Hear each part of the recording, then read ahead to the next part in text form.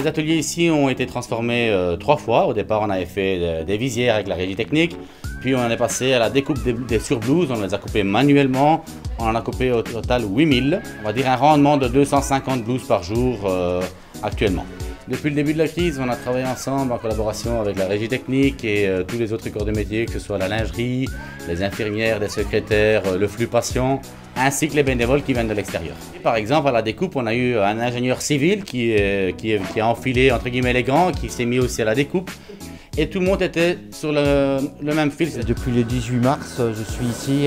On a fabriqué à peu près 1000 visières. De là, on a lancé la confection.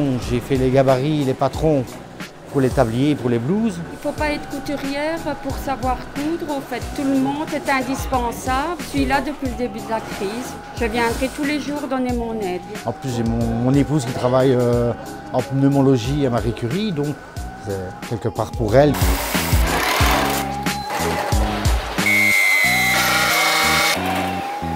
On démarre une production de masques en tissu double couche. Comme vous pouvez le voir, on a fabriqué une machine sur place afin de pouvoir découper 800 masques en une fois.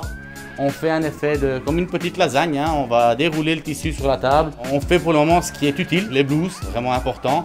Les masques, il y a aussi un atelier à Vézal qui en ont fait aussi 25 000 de leur côté, sans pour autant oublier qu'en parallèle, on continue la couture des blouses médicales. Et donc, on travaille tous ensemble pour amener notre maximum.